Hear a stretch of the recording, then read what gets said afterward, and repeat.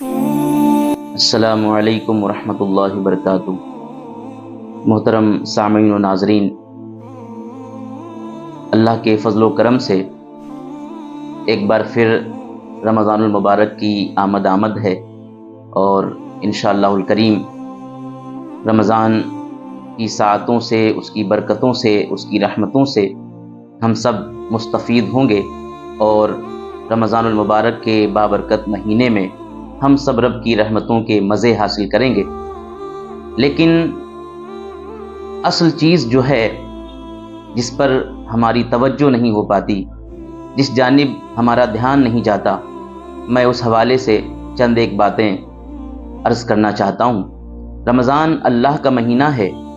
رمضان بڑا ہی بابرکت مہینہ ہے۔ رمضان کی آمد کا مقصد ہی یہ ہے کہ ہم تقوی حاصل کریں، ہماری زندگی میں تبدیلی پیدا ہو جائے، ہم گناہوں سے کنارہ کش ہو جائیں، نیکیوں کے خوگر ہو جائیں۔ یہ رمضان کے آنے کا مقصد ہے، تاکہ ہم اللہ کی رضا پا کر کے اس کی جنت کے حقدار ہو جائیں۔ سوال یہ پیدا ہوتا ہے کہ رمضان جیسے عظیم اور بابرکت مہینے کو پانے کے بعد بھی کیا ہم اس کے مقصد کو حاصل کر پاتے ہیں؟ صبح سے شام تک پورا مہینہ روزہ رکھتے ہیں، بھوکے پیاسے رہتے ہیں، سب کچھ میسر ہے پھر بھی نہیں کھاتے۔ یقیناً یہ بہت بڑی سعادت کی بات ہے، لیکن سوال یہ ہے کہ کیا صبح سے شام تک محض بھوکا رہنا، خالی پیٹ رہنا، پیاسا رہنا، یہی روزے کا مقصد ہے، اور اسی کے ذریعے سے روزے کا مقصد ہم کو حاصل ہو جائے گا؟ تو اس کا جواب یقیناً نہیں میں ہوگا کہ ہرگز نہیں۔ صرف بھوکے پیاسے رہنے سے آپ روزے کا مقصد حاصل نہیں کر سکتے۔ روزہ کا مقصد اس وقت تک نہیں حاصل ہو سکتا، رمضان کی برکتیں اس وقت تک ہم نہیں سمیٹ سکتے جب تک کہ پیٹ کے ساتھ ساتھ ہم اپنی زبان کو بھی روزہ دار نہ بنائیں، ہم اپنی آنکھوں کو بھی روزہ دار نہ بنائیں، ہم اپنی فکر و خیال کو بھی روزہ دار نہ بنائیں، ہم اپنی رفتار و گفتار کو بھی روزہ دار نہ بنائیں، تب تک ہم رمضان کی برکتوں سے اپنے دامنوں کو مستفید نہیں کر سکتے، اپنے دامنوں کو بھر نہیں سکتے۔ ہوتا یہ ہے کہ ہمارا خاص طور سے نوجوان طبقہ، بچے ہوں یا بچیاں، آج کا جو دور ہے انٹرنیٹ کا دور ہے، ٹیکنالوجی کا دور ہے، تمام تر ترقیوں کا دور ہے۔ موبائل میں، ٹی وی میں کوئی روزہ دار ہے مگر نماز بھی پڑھ رہا ہے اور گیم بھی کھیلتا ہوا نظر آ رہا ہے، نماز بھی پڑھ رہا ہے اور لوڈو میں بھی بیٹھا ہوا نظر آ رہا ہے، نماز بھی پڑھ رہا ہے اور کیرم بورڈ بھی استعمال کرتا ہوا نظر آ رہا ہے، نماز بھی پڑھ رہا ہے، دیگر لغویات کا شکار ہے، خرافات کا شکار ہے۔ اس طرح کے تمام تر لغو اور فضول کاموں میں ہمارا نوجوان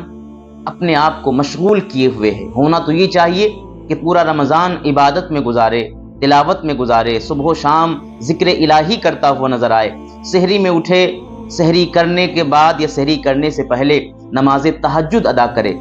ذکر و اذکار کرے، درود شریف پڑھتا ہوا نظر آئے، نماز فجر کے بعد قرآن کی تلاوت کرتا ہوا نظر آئے، پورا مہینہ تراویح میں شرکت کرتا ہوا نظر آئے۔ لیکن نہیں، ایسا نہیں ہوتا۔ روزہ تو تقریباً ہم رکھ لیتے ہیں، لیکن تراویح مکمل نہیں پڑھ پاتے۔ پورا رمضان ہم رمضان کی قدر نہیں کر پاتے، تو یہ روزہ صحیح معنوں میں قابل قبول بھی نہیں ہے، اور اس سے جو روزے کا مقصد ہے اس کی بھی حصولیابی نہیں ہو پاتی، کیونکہ بخاری شریف میں حضرت ابو ہریرہ رضی اللہ تعالیٰ عنہ سے ایک حدیث پاک مروی ہے۔ آقا علیہ الصلوۃ والسلام فرماتے ہیں، حضرت ابو ہریرہ کے حوالے سے ہے کہ عن ابی ہریرہ رضی اللہ تعالیٰ عنہ عن النبی صلی اللہ علیہ وسلم قال من لم يدع قول الزور والعمل به والجهل، فرمایا گیا کہ جو شخص جھوٹ بولنا نہ چھوڑے، برے افعال اور اعمال کو نہ چھوڑے، جہالت پر آمادہ رہے، آگے اللہ کے نبی علیہ الصلوۃ والسلام فرماتے ہیں فلیس للہ حاجۃ، ایسے شخص کے بھوکے پیاسے رہنے کی اللہ کو کوئی حاجت نہیں۔ اللہ اسے بندے کی فقط بھوک اور پیاس کو نہیں دیکھتا، بلکہ اصل میں اللہ ہمارے دلوں پہ اس کی نظر ہوتی ہے، اس کی رحمت ہوتی ہے، اس کی توجہ ہوتی ہے کہ ہماری فکر کیسی ہے، ہمارے اندر اخلاص کتنا ہے۔ ضروری ہے کہ اگر ہم صحیح معنوں میں روزہ کے برکتوں سے خود کو مالا مال کرنا چاہتے ہیں، رمضان کی برکتوں سے، اس کی رحمتوں بھری ساعتوں سے خود کو مستنیر و مستفید کرنا چاہتے ہیں تو ضروری ہے کہ ہم سب مل کر یہ عہد کریں، رمضان کے آنے سے پہلے یہ بھی کچھ وقت باقی ہے، اس کے آنے سے پہلے ہی یہ تہیہ کریں، یہ فکر بنائیں کہ انشاءاللہ ہمارے اب تک کے جو رمضان لغویات میں، خرافات میں اور لاپرواہی کے جو نذر ہوئے ہیں، وہ اس رمضان کو ہم اس طرح نہیں گزاریں گے، بلکہ پورا رمضان ہم کوشش کریں گے کہ رمضان کی قدر کر سکیں، رمضان کے اوقات کو